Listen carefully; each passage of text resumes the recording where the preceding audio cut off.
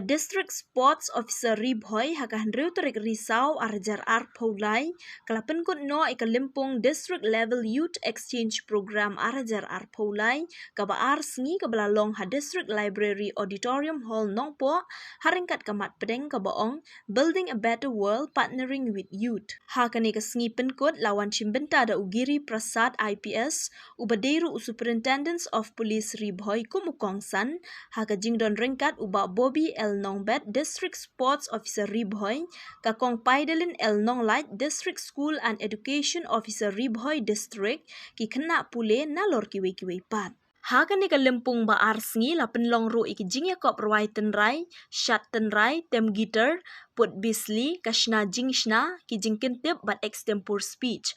Nalor kini ki jingya kop la penlong ru ika one act play, ka rinsan ay jing hikai halor ka leadership, but ka jingya thir jingmut, but ki samla ki blak hampau kumat, ka bakentop ika JC Lingdo artist, ka kong Darilin J Mashering artist, but uba Eric Kevin Khar MCS. Habakren haka ni ka Lympung Ugiri Prasad kum ukongsan ulay tu ya ka jingya lenti jong ukumu IPS officer hakerta ka ba pusan snem bat ka jingkentui ki samla ban kiar na ki jing melin bas new Henry ban trei shitom bat ban ya chakmat ban poi syakathong haka no ka jing tumu babha baki don.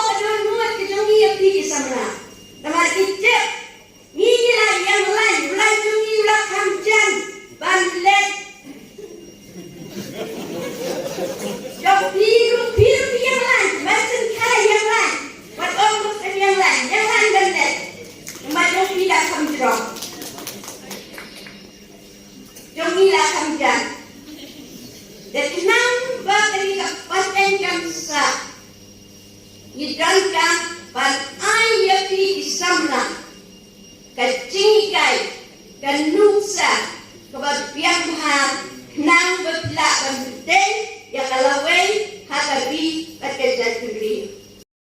Every one of you present here to ensure that you talk to the people whom you know who are addicted to drugs.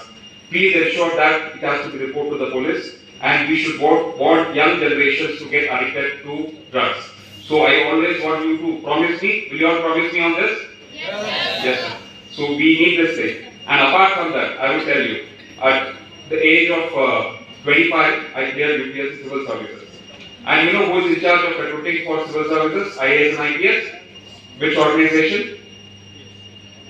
Anything? Guess? It is UPSC, Union Public Service Commission. And you know who was the chairman of UPSC that time when I joined IPS? He was a person from Meghalaya himself, Professor Bart David Siamde. So, by joining IAS and IPS, you can also ensure that you recruit for IAS and IPS. That is the potential youth of Meghalaya has got. And I always want to urge you to go to that level. Not the district, not the state, not the country, but the world. You have to think about the world, and this is the right time. So, I urge each and one of you present here that age is just the limit. After that, the sky is the limit. So, all the youth, with this 2 years program, you have derived enough motivation from all the young guests, especially Madam DSCO. So, she's a youth herself, in mind and heart. So, she's always been a good guiding factor for all of you. So, I would urge each and every one of you to think about it and think at the right time, because age comes later. But the point is the energy. Energy you have right now is the most strongest. Please utilize it for positive and constructive purposes. You will always see the sky as a limit. Thank you. Long kibayasha. Nama kijing kinwat hari Pynkut kisya kibatik teng so kumpan misnau ro. Misnau ye habaya man. Teng misnu kwa bangin min kenyok lagi. Penyimdi dan ailat yang kedepan negative thought. Be positive in yourself, but long kibayasha. Akan nukun kekam kebama pimpinnya. Kepeshbun.